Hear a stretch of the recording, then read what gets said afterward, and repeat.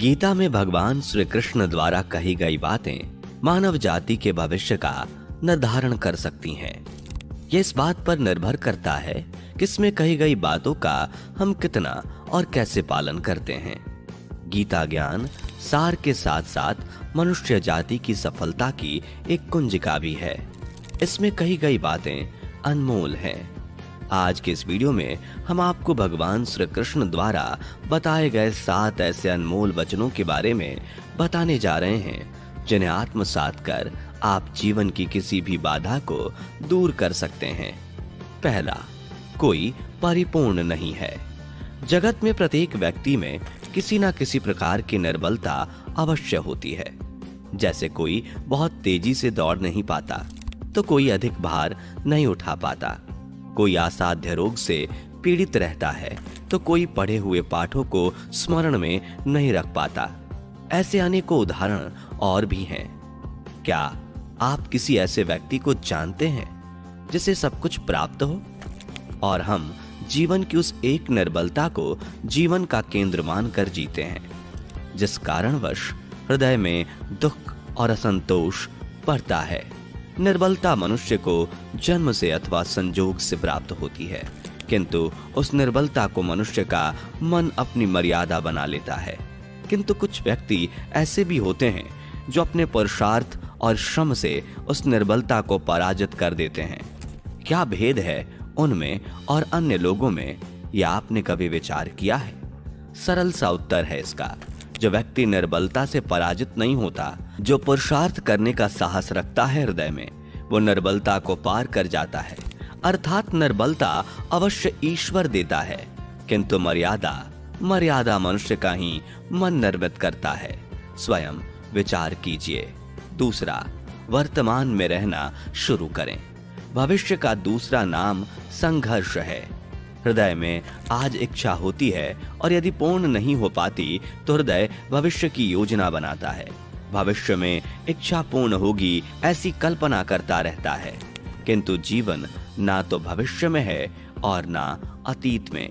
जीवन तो इसी क्षण का नाम है, अर्थात इस क्षण का अनुभव ही जीवन का अनुभव है। पर हम यह जानते हुए भी इतना सा सत्य नहीं समझ पाते। या तो हम बीते हुए समय के स्मरणों को घेर कर बैठे रहते हैं, या फिर आने वाले समय के लिए हम योजना बनाते रहते हैं और जीवन बीत जाता है। एक सत्य यदि हम हृदय में उतार लें कि ना हम भविष्य देख सकते हैं और ना ही भविष्य निर्मित कर सकते हैं, हम तो केवल धैर्य और साहस के साथ भविष्य को आलिंगन दे सकते हैं, स्वागत कर सकते हैं भविष्य का। तो क्या जीवन का हर पल जीवन से नहीं भर जाएगा? तीसरा, कोई भी ज्ञान कैसे प्राप्त करें? ज्ञान प्राप्ति सदा ही समर्पण से होती है, यह हम सब जानते हैं। किंतु समर्पण का वास्तविक महत्व क्या है? क्या कभी विचार किया है? मनुष्य का मन सदा ही ज्ञान प्राप्ति में अनेक बाधाओं को उत्पन्न करता है। कभी किसी अन्य विद्यार्थी से ईर्ष्या हो जाती है, कभी पढ़ाए हुए पाठों पर संदेह होने लगता है, और कभी गुरु द्वारा दिया गया दंड मन को अहंकार से भर देता है। नहीं, क्या ऐसा नहीं होता? ना जाने कैसे कैसे विचार मन को भटकाते हैं, और मन के इसी अयोग्य स्थिति के कारण हम ज्ञान प्राप्त नहीं कर पाते। मन की अयोग्य स्थिति केवल समर्पण से प्राप्त होती है। समर्पण मनुष्य के अहंकार का नाश करता है। ईर्ष्या, महत्वाकांक्षा आदि भावनाओं को दूर कर हृदय को शांत करता है और मन को एकाग्र करता है। वास्तव में ईश्वर की सृष्टि में ना ज्ञान की मर्यादा है, ना ज्ञानियों की। गुरु दत्तात्रेय ने तो गाय और श्वान से भी ज्ञान प्राप्त कर लिया था। अर्थात विषय ब्रह्म ज्ञान का हो या जीवन के ज्ञान का या गुरुकुल में प्राप्त होने वाले ज्ञान का, उसकी प्राप्ति के लिए गुरु से अधिक महत्व उस गुरु के प्रति हमारा समर्पण है। क्या ये सत्य नहीं है? चौथा, धर्म संकट को जाने। प्रत्येक मनुष्य के जीवन में ऐसा क्षण अवश्य आता है जब सारे स्वप्न, सारी आशाएं, सारे दृश्य ध्वस्त हो जाते हैं। जीवन की सारी योजनाएं बिखर जाती हैं। एक ओर धर्म होता है और दूसरी ओर दुख। इसी को धर्म संकट कहते हैं। जब धर्म का वहन ही संकट हो और धर्म का त्याग ही दुख हो, विचार कीजिए, कभी किसी स्वजन के विरुद्ध सत्य बोलने का अवसर प्राप्त हो जाता है, कभी ठीक दरिद्रता के समय सरलता से चोरी करने का मार्ग प्राप्त हो जाता है, कभी किसी शक्तिशाली राजनेता या राजा के कर्मचारी का अधर्म प्रकट हो जाता है। सबके जीवन में ऐसी घटना बनी ही रहती है। अधिकतर लोग ऐसे किसी क्षण को धर्म संकट के रूप में जान ही नहीं पाते। हमें किसी प्रकार के संघर्ष का अनुभव ही नहीं होता। सहजता से सुख की ओर खींचे चले जाते हैं, जैसे मक्खी गुड़ की ओर खींची चली जाती है। वास्तव में धर्म संकट का क्षण ईश्वर के निकट जाने का क्षण होता है। यदि हम संघर्षों से भयभीत ना हो, सुख की ओर आकर्षित ना हो, अपने धर्म पर दृढ़ रहे, तो ईश्वर का साक्षात्कार दूर नहीं। पवन से युद्ध करने वाला पत्ता यदि पेड़ से गिरता भी है तो आकाश की ओर उड़ता है। पवन से झुकने वाली घास वही जमीन पर रहती है। सरथस्थ धर्म संकट से यदि हम संकट को ही टाल दें, सुख तो मिलता है, जीवन बढ़ता है, किंतु क्या चरित्र नहीं टूटता? क्या आत्मा दरिद्र नहीं हो जाती? क्या ईश्वर से अंतर नहीं हो जाता? स्वयं विचार कीजिए। 5वां, रिश्तों में खटास का कारण। दो व्यक्ति जब निकट आते हैं तो एक दूसरे के लिए सीमाएं और मर्यादाएं निर्मित करने का प्रयत्न अवश्य करते हैं। हम यदि सारे संबंधों पर विचार करेंगे तो देखेंगे कि इन सारे संबंधों का आधार ही यही सीमाएं हैं जो हम एक दूसरे के लिए निर्मित करते हैं। और यदि अनजाने में भी कोई इन सीमाओं को तोड़ता है तो उसी क्षण हमारा हृदय क्रोध से भर जाता है। इन सीमाओं का वास्तविक रूप क्या है? क्या हमने कभी विचार किया है? सीमाओं के द्वारा हम दूसरे व्यक्ति को निर्णय लेने की अनुमति नहीं देते, अपना निर्णय उस व्यक्ति पर थोपते हैं, अर्थात किसी की स्वतंत्रता को अस्वीकार करते हैं। और जब स्वतंत्रता को अस्वीकार किया जाता है तो उसका हृदय दुख से भर जाता है, और जब वो सीमाओं को तोड़ता है तो हमारा हृदय क्रोध से भर जाता है।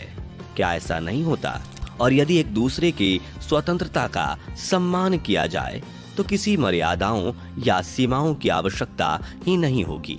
अर्थात जिस प्रकार स्वीकार्य किसी संबंध का देह है, क्या वैसे ही स्वतंत्रता किसी संबंध की आत्मा नहीं? स्वयं विचार कीजिए।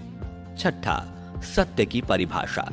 सबके जीवन में ऐसा प्रसंग अवश्य आता है कि सत्य कहने का निश्चय होता है हृदय में, किंतु मुख से सत्य नहीं निकल पाता। कोई भय मन को घेर लेता है, कोई घटना अथवा प्रसंग के बारे में बात करना या फिर स्वयं से कोई भूल हो जाए उसके बारे में बोलना, क्या ये सत्य है? नहीं, ये तो केवल एक तथ्य है। अर्थात जैसा हुआ था वैसा केवल बोल देना सामान्य सी बात है, किंतु कभी कभी उस तथ्य को बोलते हुए भी भय लगता है। कदाचित किसी दूसरे की भावनाओं का विचार आता है, मन में दूसरे को दुख होगा यह भी भय रोकता है। तो ये सत्य क्या है? क्या हमने कभी विचार किया है?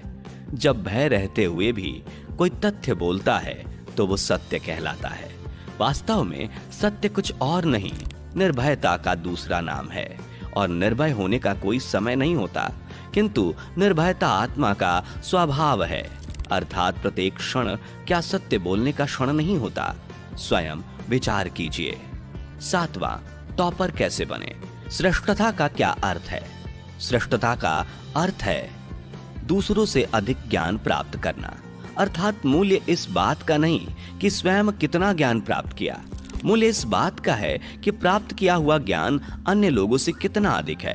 अर्थात श्रेष्ठता की इच्छा ज्ञान प्राप्ति को भी एक स्पर्धा बना देती है, और स्पर्धा में विजय अंतिम कब होती है? कुछ समय के लिए तो श्रेष्ठ बना जा सकता है, किंतु सदा के लिए कोई श्रेष्ठ नहीं रह पाता। फिर वही असंतोष, पीड़ा और संघर्ष जन्म लेता है। किंतु श्रेष्ठ बनने के बदले यदि उत्तम बनने का प्रयत्न करें तो क्या होगा? उत्तम का अर्थ है कि जितना प्राप्त करने योग्य है वो सब प्राप्त करना, किसी से अधिक पाने की इच्छा से नहीं, मात्र आत्मा की तृप्ति हेतु कुछ प्राप्त करना।